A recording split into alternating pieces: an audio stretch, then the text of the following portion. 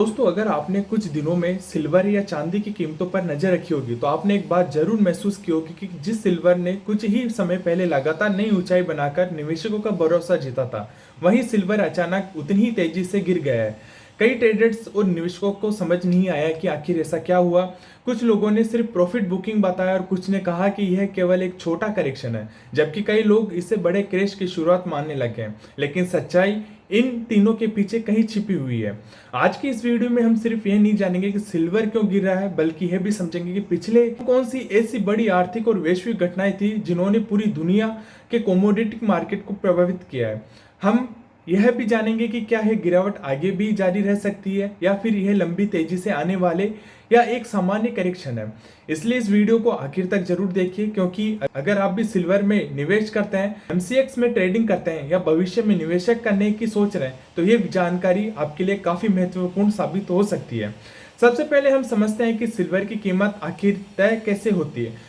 बहुत से लोगों को लगता है कि चांदी केवल ज्वेलरी बनाने या बर्तन बनाने के काम आती है, इसलिए इसकी कीमत केवल मांग और सप्लाई से तय होती है। लेकिन वास्तविक इससे यही ज्यादा बड़ी जो है बात यह है कि आज सिल्वर दुनिया की सबसे महत्वपूर्ण इंडस्ट्री मेटल में से एक बन चुकी है। इसका इस्तेमाल solar panel, electric vehicle, battery, medical device, electronics और सेमीकंडक्टर और हाई ट्रेक इंडस्ट्री में तेजी से बढ़ रही है। इसलिए जब भी दुनिया की अर्थव्यवस्था में तेजी या मंदी की संभावना बनती है तो इसका सीधा असर सिल्वर पर दिखाई देता है। इसके अलावा सिल्वर को कई निवेशक सुरक्षित निवेश यानी सेफ हेवन एसेट के रूप में भी देखते हैं। जब दुनिया में अनिश्चितता बढ़ती है, युद्ध का खतरा बढ़ता है या शेयर बाजार में गिरावट देखने को मिलती है, तब निवेशक अक्सर गोल्ड और सिल्वर दोनों धातुओं और रुख करते हैं। लेकिन जब माहौल सुधरने लगता है तो निवेशकों का भरोसा वापस आता है और वे ज्यादा जोखिम वाले एसेट में पैसा लगाने लगते हैं। जब सिल्वर जैसे धातुओं में बिकवाली शुरू हो जाती है, अब सवाल आता है कि हाल ही में सिल्वर में इतनी बड़ी गिरावट क्यों आई। इसका पहला और सबसे बड़ा कारण था तेजी से बढ़ी हुई भारी प्रॉफिट बुकिंग। किसी भी मार्केट में कोई भी एसेट लगातार बिना रुके ऊपर नहीं जाता। जब कीमतें बहुत तेजी से बढ़ती है तब बड़े निवेशकों और संस्थागत फंड अपने मुनाफे को सुरक्षित रखने के लिए, अपनी होल्डिंग बचाने के लिए यह प्रक्रिया प्रॉफिट बुकिंग कहलाती है। मान लीजिए कभी कभी बड़े फंड में सिल्वर को भारी बड़ी जो है कीमत पर खरीदा था और कुछ महीनों में उसे 25 से 30% तक का शानदार रिटर्न मिल गया। ऐसे में वह लोग आगे के जोखिम को देखने के लिए अपने ही कुछ या पूरे निवेशकों को बेच सकता है। तब एक दो महीने बल्कि हजारों करोड़ रुपए बड़े फंड ऐसा करते हैं। बाजारों में अचानक सप्लाई बढ़ जाती है और कीमतों पर दबाव आ जाता है। यह गिरावट इसलिए भी ज्यादा तेज दिखी है क्योंकि पिछले कई महीनों में सिल्वर लगातार मजबूत प्रदर्शन कर रहा था। ऐसे में बहुत छोटे निवेशकों भी ऊंचे स्तरों पर खरीदी करके बैठे हुए थे। दूसरा सबसे बड़ा कारण है कि अमेरिकी डॉलर की मजबूती। यह समझना बेहद जरूरी है कि अंतर्राष्ट्रीय बाजार में सिल्वर की कीमत डॉलर में तय होती है। जब डॉलर मजबूत होता है तो तब दूसरे देशों के लिए सिल्वर खरीदना महंगा हो जाता है। इससे वैश्विक मांग कुछ समय के लिए कमजोर पड़ सकती है और कीमतों पर दबाव बनता है। डॉलर की मजबूती के पीछे कई वजह हो सकती है। अगर अमेरिका अर्थव्यवस्था उम्मीदों से ज्यादा बेहतर प्रदर्शन करती है, रोजगार के आंकड़े मजबूत आते हैं, महंगाई नियंत्रण में रहती है या फिर निवेशकों को लगता है कि अमेरिका बाकी देशों की तुलना में बेहतर स्थिति में है, तो डॉलर की मांग बढ़ जाती है। जब डॉलर इंडेक्स ऊपर जाता है तो अक्सर गोल्ड और सिल्वर जैसी कमोडिटी पर दबाव हमें देखने को मिलता है। अब यहाँ पर एक और महत्वपूर्ण भूमिका निभाता है कि अमेरिका फेडरल रिजर्व। पूरी दुनिया की नजर इस बात पर रहती है कि फेड ब्याज दरों को लेकर क्या फैसला लेगा।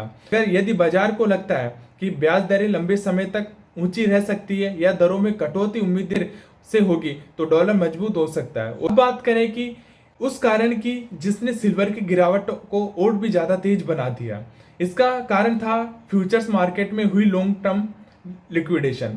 बहुत से लोग केवल स्पॉट प्राइस या M6 पर दिखाई देने वाली कीमतें देखते हैं, लेकिन वास्तव में दुनिया के बड़े कमोडिटी मार्केट में कीमतों की दिशा तय करने में फ्यूचर्स मार्केट की बहुत बड़ी भूमिका रहती है।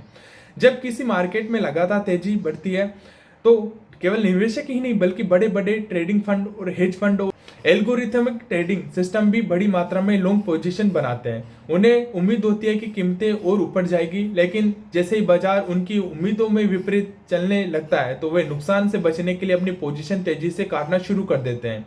इसे लॉन्ग लिक्विडेशन कहा जाता है। यह भी हमें सिल्वर में देखने को मिला। शुरुआती गिरावट के बाद में कई बड़े ट्रेडर्स के स्टॉप लॉस ट्रिगर हुए।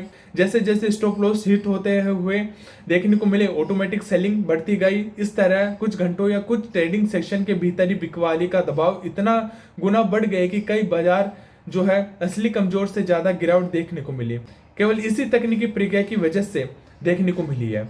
अब बात करते हैं चीन की। पूरी दुनिया जानती है कि आज चीन इंडस्ट्रियल मेटल्स का सबसे बड़ा उपभोक्ता है। सिल्वर का इस्तेमाल सोलर पैनल, इलेक्ट्रॉनिक्स, बैटरिया और हाई टेक उद्योग में होता है। यदि चीन की मैन्युफैक्चरिंग गतिविधियां धीमी पड़ती है तो फैक्ट्रियां कम उत्पादक करती है या आर्थिक विकास उम्मीद से कमजोर रहता है, तो भविष्य में सिल्वर की मांग को लेकर चिंता बढ़ जाती है। यदि निवेशकों को लगता है कि आने वाले महीनों में औद्योगिक मांग कमजोर हो सकती है तो वे पहले से ही अपनी होल्डिंग करना शुरू कर देते हैं। यही कारण है कि कई बार वास्तविक मांग कम होने की वजह से कीमतों में भी हमें गिरावट देखने को मिल सकती है। यार हमेशा सीधे रेखा में तो नहीं चलता है। बड़ी तेजी के बाद में करेक्शन आना सामान्य बात है।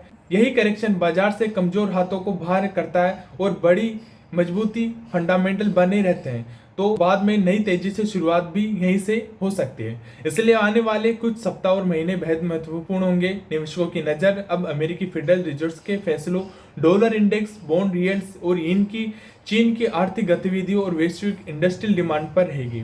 यही कारक जो है तय करेंगे कि सिल्वर केवल करेक्शन में ही है या फिर एक लंबे समय की कमजोरी की ओर बढ़ रहा है। आगे आने वाली वीडियो में और एक्सप्लेन करेंगे कि क्या और जो है सिल्वर की डिमांड जो है और कितना गिरावट हमें देखने को मिल सकता है। अगर आपको वीडियो पसंद आए तो चैनल को सब्सक्राइब करना, वीडियो को लाइक करना। मिलते हैं कैसे वीडियो के साथ में, बने रहे हमारे चैनल पे।